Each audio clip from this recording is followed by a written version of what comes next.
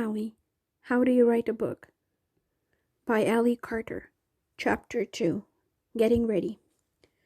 Where do you get your inspiration?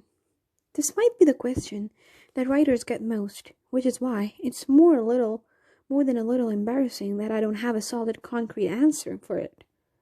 But that's probably because inspiration is not a solid concrete kind of thing. Inspiration can come from anything, at any time.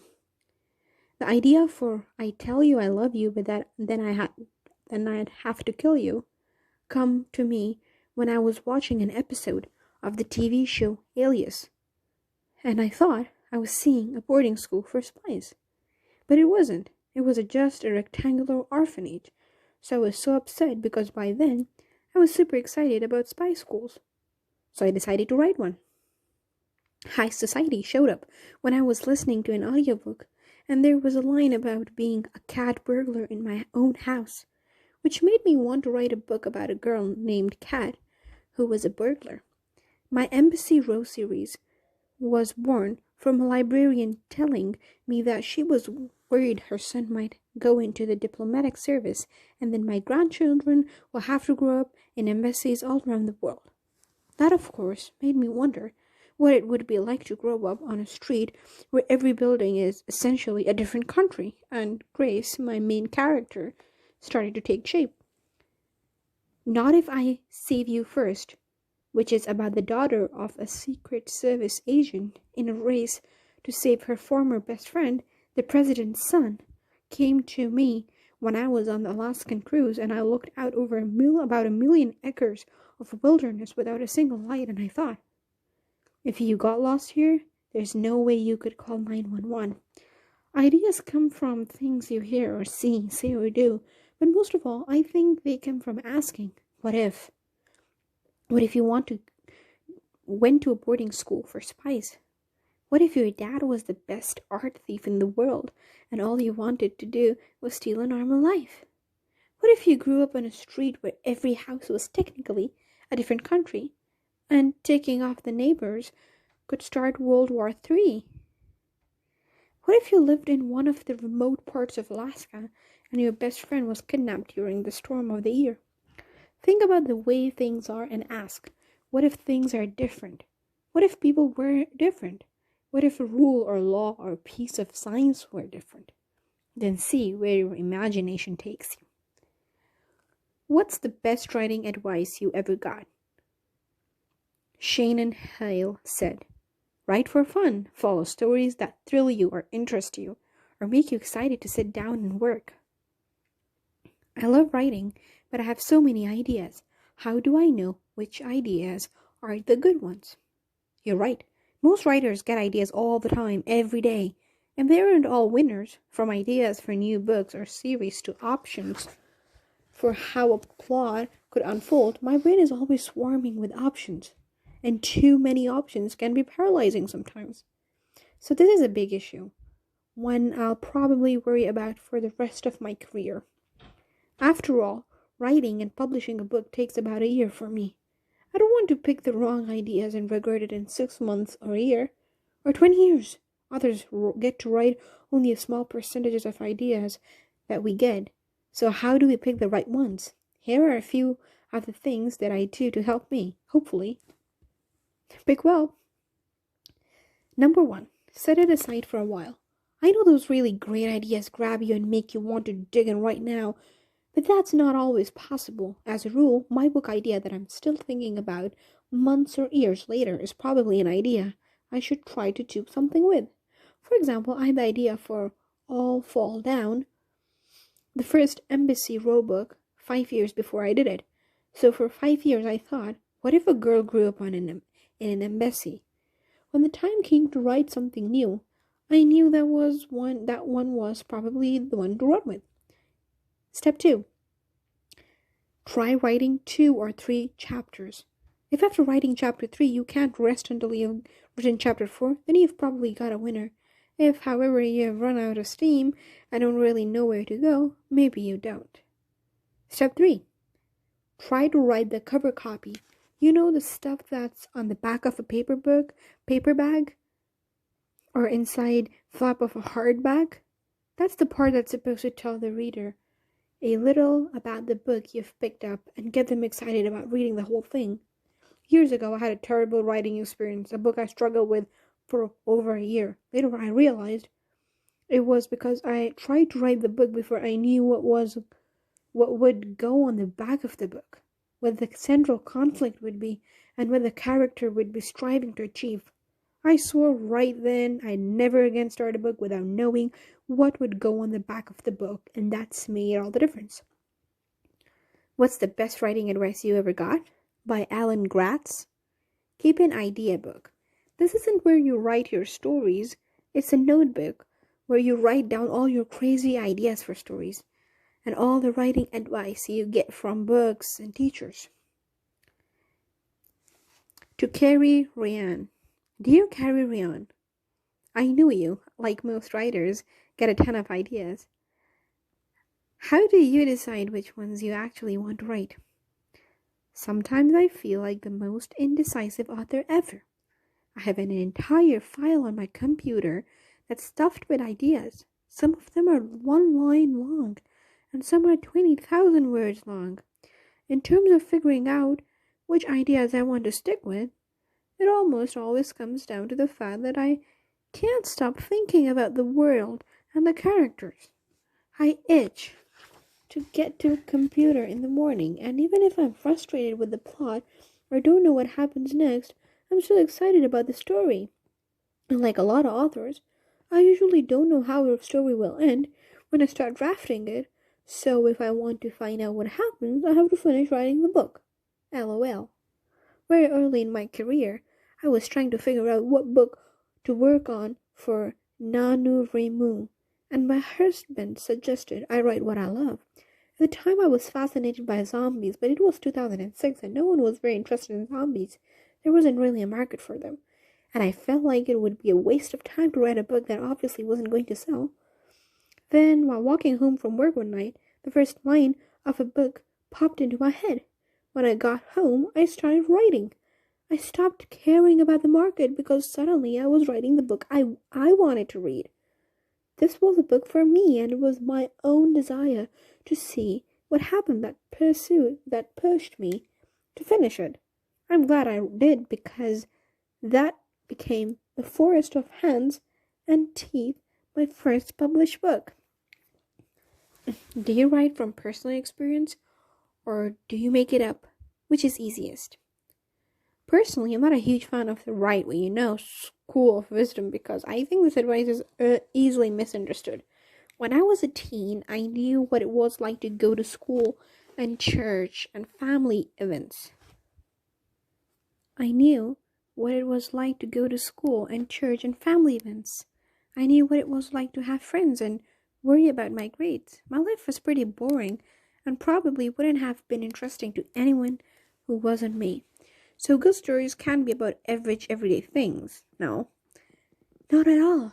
People write amazing stories about super common things all the time, and this is the important part, they always have an uncommon take on the common occurrence. In other words, those stories all have higher than usual stakes. They have more than an average amount of conflict. They have big issues or questions or challenges that are, by definition, heightened. These stories are always a little bit more than what the average person sees in their average life. That's why those stories are more interesting than just reading someone's diary or journal. In short, at some point, every novelist has to make things up. Where the write what you know advice is true, I think, is when we think about feelings and emotions and world. We should all strive to write books that feel real to the reader, and especially when you're starting out. That might be most easily done by writing things that are actually real to you. So yes, pull from your experiences of what it feels like to be betrayed or embarrassed or heartbroken. Take a reader into a house or a street or school that maybe they've never seen before. But don't forget, it doesn't do you any good to brilliantly describe your school or a dance competition or summer camp if nothing happens while we're there. Most of all, make your readers feel. Give your characters conflict and make sure they have something at stake. I don't feel bad in your story life in if your life story isn't the stuff of great novels. Most people's aren't. But that doesn't mean there aren't experiences and emotions and observations around you every day that would make your novel a whole lot better. What's the best writing advice you ever got? By Sarah Rees Brennan. Nobody can write the books you've meant to write but you. Is your favorite genre to read the genre you should write in? Well, think about it this way. You wouldn't want to spend months or even years of your life writing in a genre you don't enjoy, would you?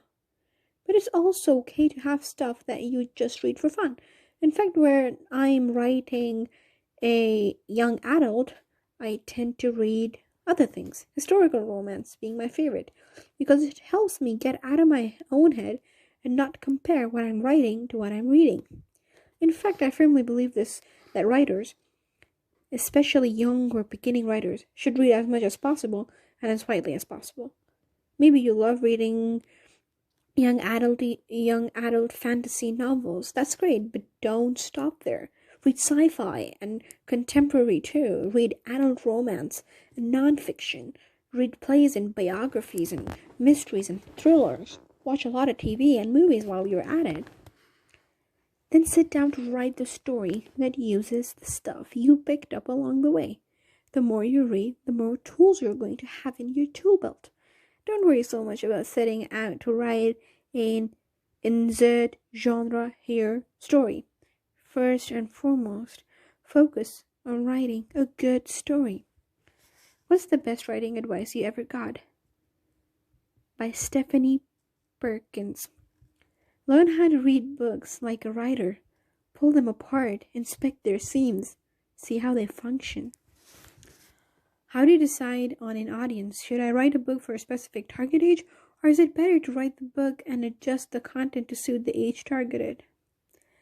I didn't set out to be a young adult author. In fact, when I started writing, young adult fiction certainly didn't look like it does today. So in the beginning, I just wanted to write, and I think most published authors are the same way. Sometimes you might write a whole book thinking you're writing for kids just to have a publisher decide it would be better off as an adult book. Some books, The Curious Incident of the Dog in the Nighttime or The Book Thief, might be published in an adult book in one country and a young adult book in another. In many ways, deciding whether a book is adult or young adult can be a marketing decision as much as, or even more than, a creative decision. So I'm not sure it's something you should really worry about yet. For now, just focus on writing the best book you possibly can. The other stuff will work itself out in the long run. What's the best writing advice you ever got? By Maggie Stiefvater. Write the book you wish you could find on the shelf but can't. What is the average word count of your books? First of all, you're right to ask about the word count rather than page count, since the number of pages in a novel can vary widely. Depending on font margins, whether the author uses short or long paragraphs, a bunch of different factors. So when you talk about the length of your work, always talk about word count and you'll be one step ahead of the game. Secondly, this is one of those questions where the answer is going to vary widely. Personally, my books probably average about 65,000 words, but that is by no means the right length. A lot of really amazing books come in shorter than that. A ton of really amazing books come in longer. The only thing you need to remember is that your book should be the number of words it needs to be. No more, no less. In some ways, the genre you're writing in is going to impact that. It's generally accepted that sci-fi and fantasy or any book with a lot of detailed world building will be on the longer end of the spectrum, though that isn't necessarily always true. It's also going to be a function of your voice. Years ago, I was talking with my friend Carrie Ryan. We were comparing physical copies of our books one day, and we realized and they had almost exactly the same number of pages, but her book was tens of thousands of words longer. How could that be? Well, I started looking at the pages themselves. My book had a lot of dialogue and very short paragraphs, which meant there was a lot of more white space on each page. Carrie's voice, however, is much richer and more lyrical, and her book had much longer paragraphs and a lot less white space on the page. So that's how you get a much longer book that is the same number of pages. How long your book is will also depend on how big your cast is and how much time your book spans. Are you writing about a family of 6 witches covering 100 years? Or are you writing about a boy and a girl who got locked in after school one day and are stranded in the huge abandoned building overnight? The size of your book will also depend on the size of your character's goals. After all, in a lot of ways, a plot is like a character's to-do list. The more your character has to do, the more words it will probably take to do it. Word count will also vary a lot based on the age group you're writing for. A picture group will be shorter than a middle grade novel, which will often be shorter than a young adult or adult fiction, though not always. So it really truly varies. I don't want anyone to get hung up on a certain number, but there are some ranges that generally mean certain things to people in the publishing industry. Writer's Digest, for example, gives the following breakdown. Short story should be 1,500 to 30,000 words. Novella should be 30,000 to 50,000 words. Novels should be 50,000 words and up. National Novel Writing Month gives participants the goal of writing 50,000 words in 1 month, and that's usually my starting point. If you're having trouble setting your own goal, then 50k might be a good place for you to start too. Just aim for 50k and keep writing until you reach the end. Addressed to J. Cools. What's the best piece of writing advice you've gotten? The best piece of writing advice I have is to give yourself permission to write badly. Once you get over the hurdle of starting at the blank page, I think one of the best things you can tell yourself is that all you have to do is get the words out and come back to edit later. A second piece would be read everything in your genre. It's helpful with knowing trends, and in fiction, it helps you learn characterization and strengthens your voice. Getting ready. Think about some of your favorite book ideas. Now, try writing the back cover copy for each. Bullet number 2. Read 5 books in genres you don't ordinarily read. In what ways are they like the books you actually read? In what ways are they different? Bullet number 3. Look at your favorite books. How much white space is on the page? How many pages are the books themselves? Do you see any variation by genre? Bullet number 4. Try writing a short story about an average day in your life. Don't change anything, just write what happens. Then think about what parts were easy and what parts were hard. What conflict could you add to make your story more interesting? What's the best writing advice you've ever got? By Kirsten White. Start. Period. End of chapter 2.